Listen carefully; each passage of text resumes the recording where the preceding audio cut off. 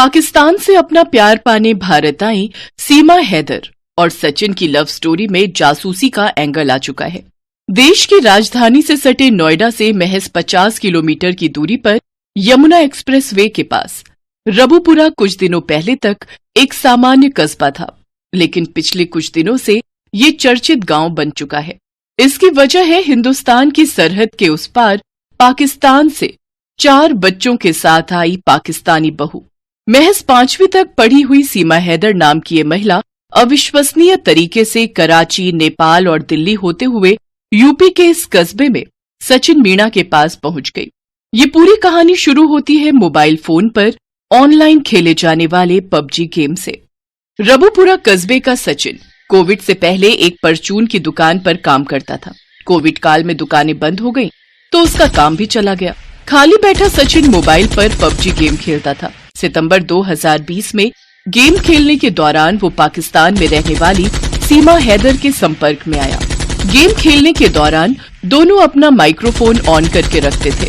सचिन, ओ सचिन, ये क्या तू सारा दिन मोबाइल फोन पर लगा रहता है? इधर आ। हेलो, जरा रुकना, शायद माँ बुला रही है। हाँ, कोई नहीं, तुम पहले उनकी बात सुन लो, लेकिन जल्दी आना, मैं ऑनलाइन ही हूँ। बस 2 मिनट। कितनी देर से आवाज लगा रही हूँ बेटा, तू सारा दिन फोन पर लगा रहता है। अरे माँ, जरूरी काम कर रहा हूँ, तुम तो जानते ही हो आजकल घर से बाहर तो कोई काम मिल नहीं रहा, इसीलिए मोबाइल पर काम कर रहा हूँ। थोड़ी देर मुझे बुलाना मत, नहीं तो काम नहीं हो पाएगा। आ गए? हो गई माँ से बात? हाँ, बस ऐसे ही पूछ रही थी कि फोन पर क्या कर रहा हूँ। खैर छोड़ो, और अपने बारे में बताओ, कौन कौन है तुम्हारे घर में? मैं, मेरे शौहर और मेरे 4 बच्चे। अच्छा, तो तुम शादीशुदा हो, पर तुम्हें देखकर लगता नहीं है, तुम बहुत सुंदर हो। थैंक यू, मुझे अच्छा लगा तुम्हारे मुंह से अपनी तारीफ सुनकर। ऐसे ही सीमा और सचिन एक दूसरे से बात करते थे। गेम चैट पर भी बातें करते थे। रोजाना 3-4 घंटे वे गेम खेलते और एक दूसरे से बात करते। अच्छा, तो तुम्हारे शौहर सऊदी अरब में रहते हैं, पर तुम अकेले कैसे रहती हो? हाँ, अब जबरदस्ती की शादी तो ऐसी ही होती है। कोरोना जब से आया है, मैं तो बस मोबाइल पर टिकटॉक देख लेती हूँ और वीडियो बना लेती हूँ। तुम्हें पता है सचिन, पहले मैं कैंडी क्रश गेम खेलती थी, फिर मुझे पबजी गेम के बारे में पता चला। मैं बोर होती थी, मेरी सारी सहेलियां पबजी खेलती थी, तो मैंने भी पबजी खेलना शुरू किया, तभी तुम मिल गए।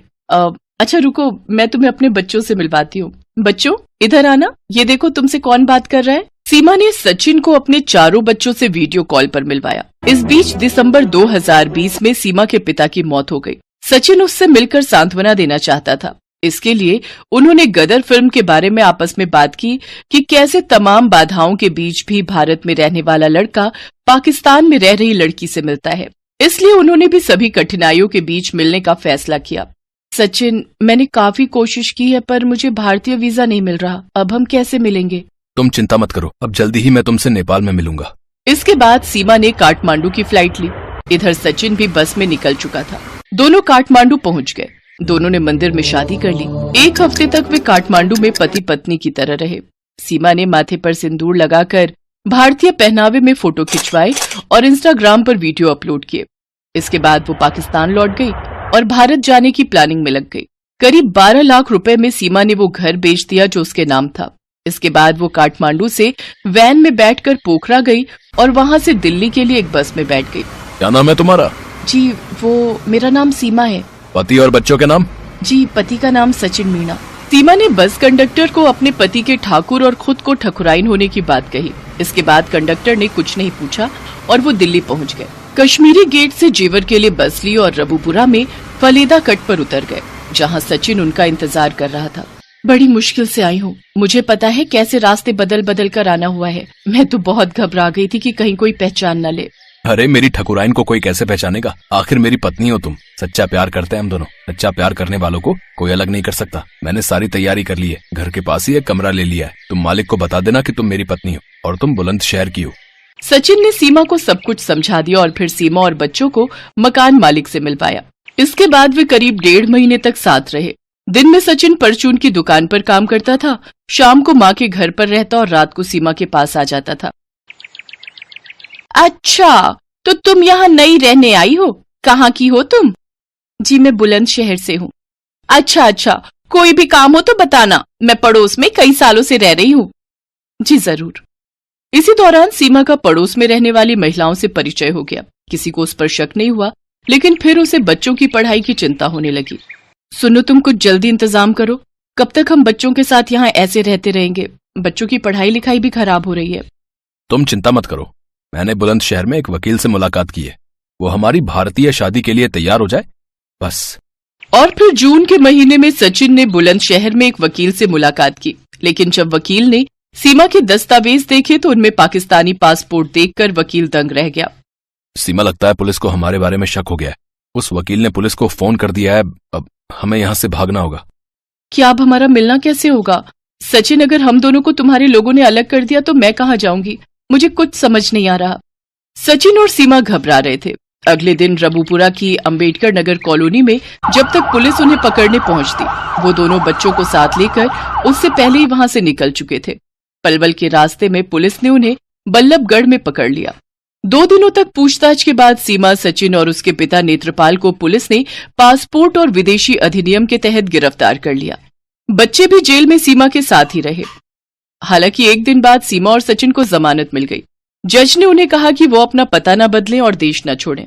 इसके बाद सीमा सचिन के घर ही रहने लगी।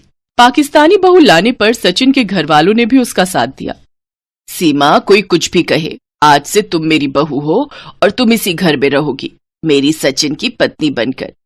माँ जी, आपने मुझे कबूल करके मेरी आधी चिंता दूर कर दी। मेरे बच्चों को आप सबका प्यार मिल गया। इधर सीमा को सचिन और उसके परिवार वालों ने जब अपना लिया, अपनी बहू मान लिया, तो उधर जब सीमा के पति गुलाम हैदर को उसके भारत में होने की खबर मिली तो वो परेशान हो गया। तमाम लोग सीमा और सचिन का इंटरव्यू लेने के लिए सचिन के घर पहुंचे।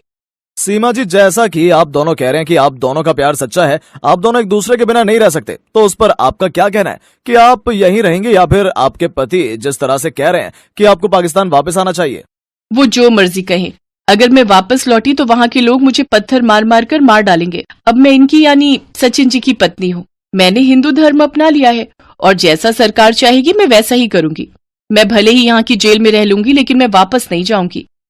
तो सीमा का कहना है कि वो पूरी तरह से सचिन की पत्नी बनकर यहीं भारत में रहना चाहती हैं। सचिन जी, आपका इस पर क्या कहना है? मैं तो बस इतना कहूंगा कि मैंने अगर सच्चा प्यार किया है तो सीमा से किया है, और हम दोनों एक दूसरे के बिना नहीं रह सकते। सीमा है तो मैं हूँ।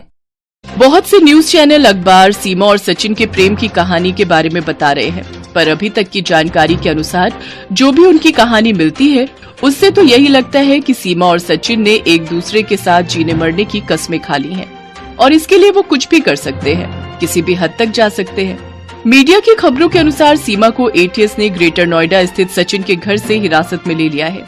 सीमा के साथ ही उसके 4 बच्चों और सचिन को भी पुलिस ने हिरासत में ले लिया है। इन्हें किसी सीक्रेट लोकेशन पर ले जाया गया है, यानी इंटेलिजेंस ब्यूरो को इनपुट मिला है कि सीमा हैदर के चाचा पाकिस्तानी सेना में सूबेदार है, उसका भाई भी पाकिस्तानी आर्मी में है। जबकि इससे पहले सीमा ने कहा था कि उसका भाई सेना में नहीं है बल्कि सेना में भर्ती की तैयारी कर रहा है।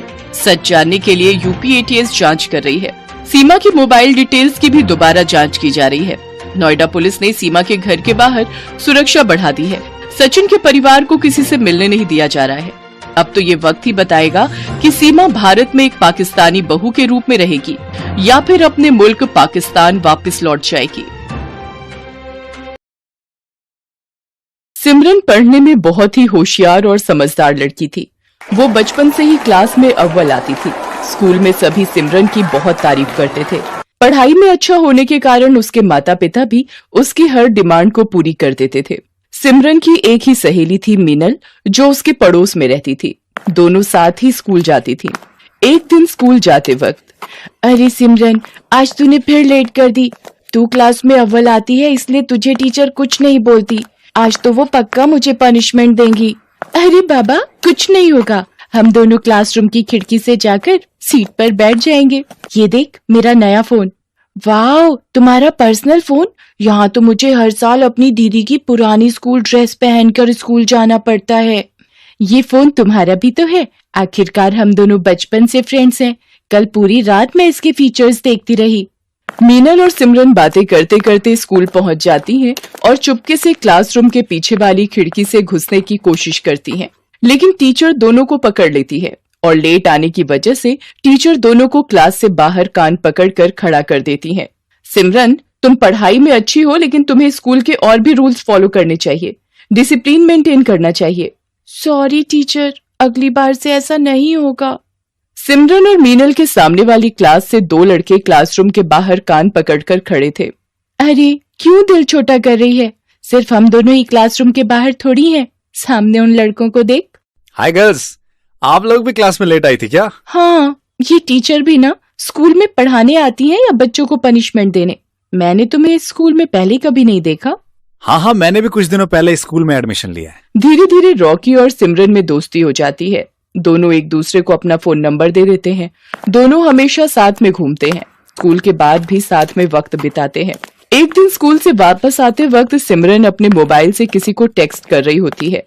अरे यार, तू भी ना हमेशा इस मोबाइल में ही लगी रहती है। अरे वो स्टैंडर्ड 11 वाला रॉकी है ना, उसने मुझे क्या मस्त जोक भेजा है। तूने रॉकी को अपना नंबर क्यों दिया? वैसे भी वो दूसरे स्कूल से आया है। इस बार हमारा 10th क्लास है। वो मेरी थोड़ी स्टडीज में हेल्प कर रहा है और कुछ नहीं। मैं तो कहती हूँ तू उससे थोड़ा दूर रहा कर। मुझे वो लड़का बिल्कुल भी पसंद नहीं है। तू भी ना, ऐसा कुछ भी नहीं है। रॉकी काफी अच्छा लड़का है। अगले दिन सिमरन क्लास में बैठकर फोन चला रही थी, तभी उसे टीचर पकड़ लेती हैं। ये क्या है सिमरन? आजकल तुम्हारे मार्क्स वैसे भी पहले से बहुत कम हो गए हैं और तुम क्लास में बैठकर मोबाइल चला रही हो। मुझे मजबूरन तुम्हारी मम्मी को कंप्लेंट करना पड़ेगा। सॉरी टीचर, अगली बार से ऐसा नहीं होगा, वरना मम्मी मेरा फोन छीन लेंगी। प्लीज मम्मी को मत बताइएगा। ये तुम्हारी पहली गलती थी, इसलिए मैं माफ कर रही हूँ। ऐसे ही कुछ महीने बीत जाते हैं। गर्मी की छुट्टी का वक्त आ जाता है। सिमरन और रॉकी स्कूल के बाद कुछ टाइम साथ में गुजारने का प्लान करते हैं। अरे यार मीनल, तू आज अकेली घर चली जा। अगर मेरी मम्मी तेरे घर पर कॉल करे तो बोल देना मैं तेरे घर पर ही हूँ। लेकिन तू कहाँ जा रही है? मैं रॉकी से मिलने जा रही हूँ। ये सही नहीं है, तुम्हें स्कूल से सीधा घर जाना चाहिए। तुम मेरे से जलती हो क्योंकि स्कूल में सभी मुझे इम्पोर्टेंस देते हैं। ऐसा कुछ भी नहीं है, तुम मुझे गलत समझ रही हो। तभी सिमरन के फोन पर रॉकी का कॉल आता है और वो वहां से चली जाती है। सिमरन रॉकी से मिलने उसके घर जाती है। वहां काफी अंधेरा होता है। सिमरन रॉकी को आवाज देती है, रॉकी कहाँ हो तुम? रॉकी पीछे से आकर उसे भूख कर डरा देता है। ओह रॉकी, तुम भी ना, तुमने तो मुझे डरा ही दिया था। क्या तुम भी बच्चों की तरह डर गई? रॉकी और सिमरन साथ में पिज्जा खाते हैं और खूब सारी बातें करते हैं और एक पिक्चर देखते हैं। कल से गर्मी की छुट्टी हो जाएंगी, हम लोग 2 महीने तक नहीं मिल पाएंगे। इससे पहले मैं तुम्हें कुछ बताना चाहता हूँ। हाँ बोलो, क्या बताना है तुम्हें? तुम मेरी बेस्ट फ्रेंड हो। मैंने आज तक तुम्हारी जैसी लड़की नहीं देखी। तुम भी ना, तुम भी मेरे सबसे अच्छे दोस्त हो। सिमरन और रॉकी साथ में वक्त बिताते हैं और कब दोनों अपनी हदें पार कर जाते हैं उन्हें पता ही नहीं चलता। अगले दिन से स्कूल की गर्मी की छुट्टियां शुरू हो जाती हैं। रॉकी और सिमरन एक दूसरे से मिल नहीं पाते। कुछ दिनों बाद सिमरन को उल्टियां होने लगती हैं और सिर चकराने लगता है। सिमरन को ये सब थोड़ा अजीब लगता है। तब वो मीनल को सारी बात बताती है। क्या किया सिमरन तूने? मुझे माफ कर दे। मैंने तेरे मना करने के बाद भी रॉकी के साथ वक्त बिताया। तू चिंता मत कर, कल से स्कूल खुल रहा है। तू पहले रॉकी से जाकर बात कर। अगले दिन सिमरन जाकर रॉकी से बात करती है, उसे सारी बात बताती है। तुम्हें याद है उस दिन हम तुम्हारे घर पर मिले थे, हमारे बीच? वो तो मेरा सबसे खूबसूरत दिन था। हमारे साथ में बिताए गए वो पल मैं कैसे भूल सकता हूँ? मैं प्रेग्नेंट हूँ। मुझे कुछ समझ में नहीं आ रहा मुझे क्या करना चाहिए। अगर किसी को पता चल गया तो सब हमारा मजाक उड़ाएंगे। ये क्या बोल रही हो? ऐसा कैसे हो सकता है? ये मेरी प्रॉब्लम नहीं है। ये क्या बोल रहे हो तुम रॉकी? ये सब हमने साथ में किया था। ठीक है, रुक जाओ, मैं कुछ करता हूँ, लेकिन इसके बाद तुम मुझे अपनी शक्ल मत दिखाना। रॉकी वहाँ से चला जाता है। सिमरन रोते हुए मीनल के पास जाती है। क्या हुआ, तुम रो क्यों रही हो? रॉकी मेरी शक्ल भी नहीं देखना चाहता है। वो मुझसे नफरत करने लगा है। मुझे पता था वो लड़का कुछ ऐसा ही करेगा। मुझे उस पर बिल्कुल भी भरोसा नहीं था। मुझे लगता है हमें किसी बड़े की मदद लेनी चाहिए। नहीं, ये बात किसी को नहीं बताना, वरना सब मुझ पर हंसेंगे। अगले दिन रॉकी सिमरन को एक गोली लाकर देता है। ये लो, ये गोली खा लेना। इसके बाद इस परेशानी से हमें छुटकारा मिल जाएगा। लेकिन रॉकी, इससे कुछ प्रॉब्लम तो नहीं होगी ना? चुपचाप से एक गोली खा लो और मेरा पीछा छोड़ दो। इसके बाद से न तो मुझे कॉल करना, न ही कोई मैसेज। सिमरन वो गोली खाकर जाकर अपनी क्लास में बैठ जाती है। तभी वो चक्कर खाकर गिर जाती है। तुझे क्या हो गया सिमरन? आंखें खोलो। इसके मुंह पर पानी छिड़कने के बाद भी इसे होश नहीं आ रहा है। लगता है कोई सीरियस इशू है। टीचर, मैं आपको कुछ बताना चाहती हूँ, प्लीज आप किसी को मत बताइएगा। मैं तुम्हारी टीचर हूँ, तुम लोगों को सही राह दिखाना मेरा काम है। तुम बिल्कुल चिंता मत करो, बिना झिझक के मुझे सारी बातें बताओ। मीनल डर कर टीचर को सारी सच्चाई बता देती है। टीचर सिमरन को हॉस्पिटल लेकर जाती है और वहाँ उसका अच्छे से चेकअप करवाती है। कुछ देर बाद सिमरन को होश आ जाता है। टीचर, मैं आपको कुछ बताना चाहती हूँ, मेरी तबीयत खराब होने के पीछे कुछ और वजह है। मुझे मीनल ने सब बता दिया है। इस उम्र में बच्चे नादानी करते हैं, लेकिन तुमने जो किया है वो छोटी बात नहीं है। इससे तुम्हारी पूरी जिंदगी बर्बाद हो सकती थी। मुझे अपने किए पर बहुत अफसोस है, मैं कभी भी ऐसा नहीं करूंगी।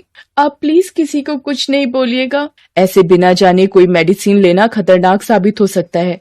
तुम्हें किसी बड़े से एडवाइस लेनी चाहिए थी। मुझे माफ कर दो मिस, मैं बहुत घबरा गई थी, लेकिन तुम्हारे साथ जिसने ये किया है मैं उसे सजा दिलवा कर रहूंगी। टीचर रॉकी को स्कूल से सस्पेंड करवा देती है और उसके फाइनल एग्जाम देने पर भी रोक लग जाती है। मुझे माफ कर दीजिए टीचर, मैं ऐसी गलती फिर कभी भी नहीं करूंगा। तुमने एक लड़की के साथ जो किया है वो माफी के लायक नहीं है। तुम्हें सिमरन से माफी मांगनी चाहिए और अब इस गलती को सुधार कर इसका पश्चाताप भी तुम्हें ही करना होगा। मुझे माफ कर दो सिमरन, मुझसे बहुत बड़ी भूल हो गई है। मैं घबरा गया था। मैं तुम्हें प्रॉब्लम में छोड़ के चला गया। टीचर सिमरन को लेकर उसके माता पिता के पास जाती है। देखिए सर, मैं आपसे जो बात करने जा रही हूँ वो आपको बहुत धैर्य रखकर सुननी होगी। अक्सर बच्चे कुछ गलतियां कर बैठते हैं जिसकी वजह से उन्हें पछताना पड़ सकता है। आप क्या कहना चाह रही हैं टीचर? हमारी बेटी से कुछ गलती हुई है?